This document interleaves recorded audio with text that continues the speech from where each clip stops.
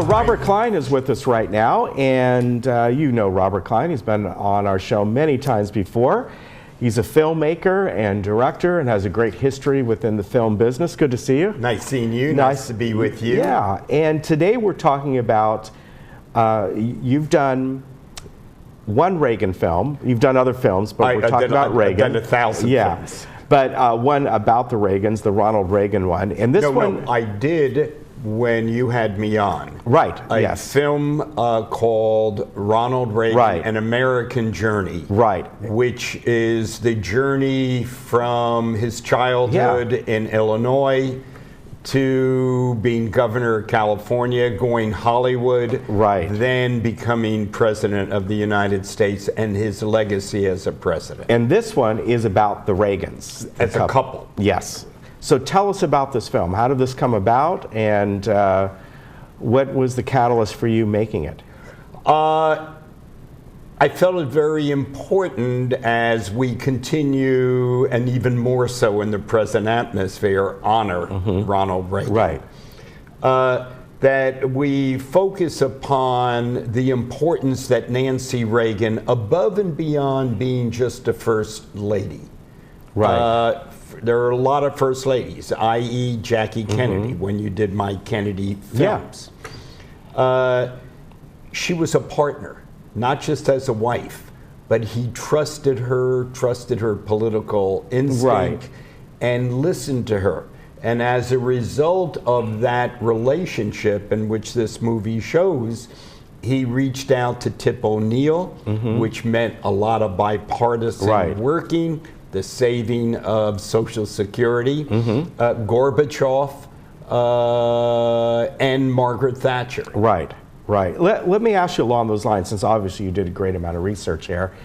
You know, there was that friction between Nancy Reagan and the White House staff that you've often heard about, that you almost had to get to him, you had to go through her, and a lot of the staff didn't appreciate that.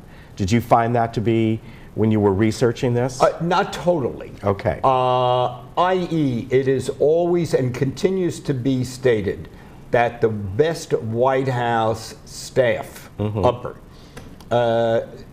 was Ronald Reagan's. And because James Baker was chief of staff, James Baker got on beautifully with Nancy Reagan. Didn't treat her. Remember, Nancy Reagan was a contract player at MGM, first lady, fashion, very Hollywood and Bel Air. Right.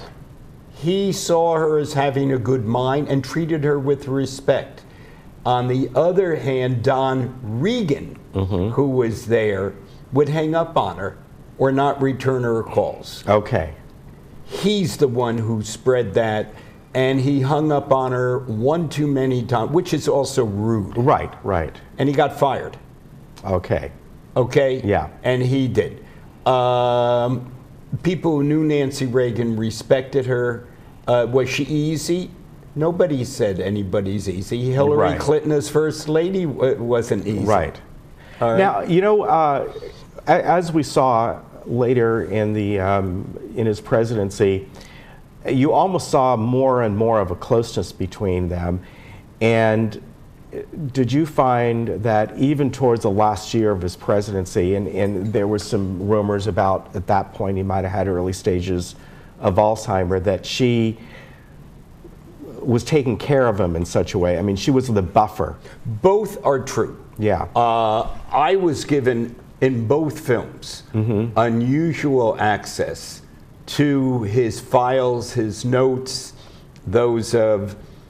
first of all, he was assassinated shortly after becoming president. Right. Not assassinated, not killed. Yeah, shot at, and came very close. Yes, very close. Not assassinated. Yeah.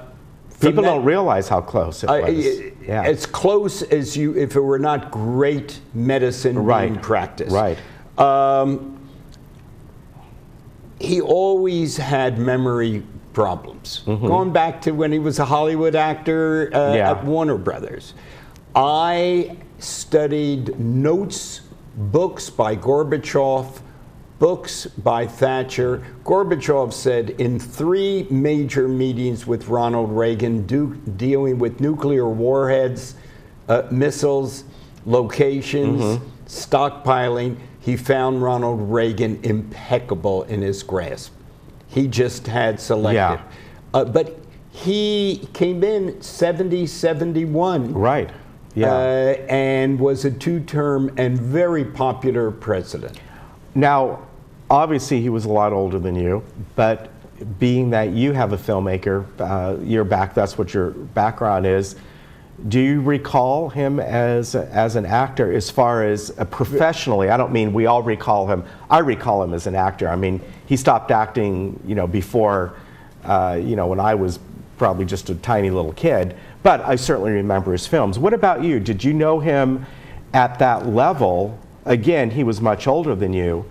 You were a young guy. But I was a very young guy, but I knew Ronald Reagan my whole adult life. When I was in the mailroom at MCA Universal, really? Wow. I used to take contracts to his suite at both the Plaza Hotel in New York and the Sherry Netherland that MCA Universal put their stars at. Yeah. I would sit with him for 2 hours and schmooze.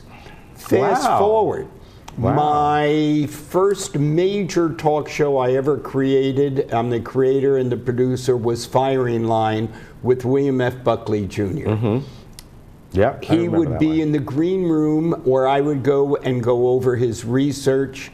And fast forward in the 70s when I was head of Fox. Mm-hmm. As he was governor of California, he then would come on to the lot. Right. And I would have, I found him, and I had to admit to Mrs. Reagan when she signed off on both films, that I didn't vote for your husband either time. Right.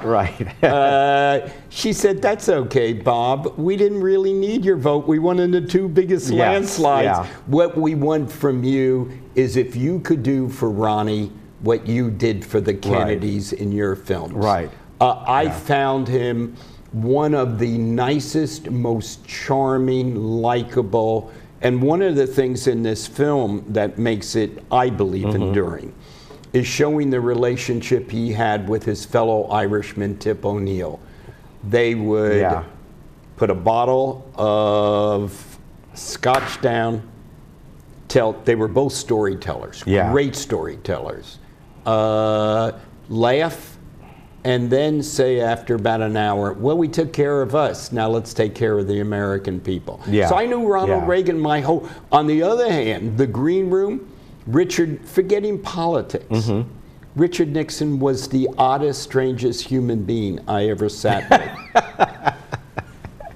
That'd be interesting if you did a film on that, but yeah, that's the oddest, strangest person. Yeah. But it had nothing to do with politics, because I met Barry Goldwater, who became a lifetime friend in the green room and Firing Line. Yeah, very interesting. Well, this film is going to be shown down at the Regency Theater in San Juan Capistrano. It's coming up on November 2nd at 6:30, and you're going to be there. You're going to have some Q&A, right? I'm going to introduce the film. Okay. The film, which is 90 minutes, will play, and I then would do a Q&A for people, and I do get that standard. Was he slowing up? Did he have Alzheimer's? But it's good questions, and it's a valid question, should be answered, and it's not just Jim Baker and other people who are on his staff and in his cabinet who loved him, who are protecting him. There are people like me who have had access to the private notes. Yeah, it's going to be a good event. It's a terrific Did he film. really love jelly beans? Absolutely. The one thing I would get from him, whether it would be on Firing Line or coming to Fox when I was head of the studio, we would have to get a jar of Jelly Bellies. And have it. And it's one of the top selling items at the Reagan Library. You're right. I've been up there. And of course, it's a California, at least started in California, up in Fairfield, I think. But, good to see you, Bob. As always. Love what you do. Thank you for having me. And once again, this is coming up at the Regency Theater in San Juan Capistrano.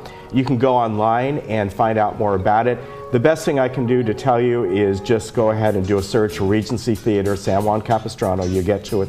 From there, it'll be on November 2nd at 6:30. And I must say it, Ken, with your permission, They have a lovely cafe. They do, Rick's Cafe. Called right? Rick's Cafe, Yeah. named after Casablanca Yeah. Rick. Yeah, so check that out. Get there early and get something to Get eat, there right? early and be a part of Casablanca, and then we'll take you into the world of Ron and Nancy Reagan. All right, very good. Good to see you. Good Take seeing care. you. We'll Thank be you right for back. having me.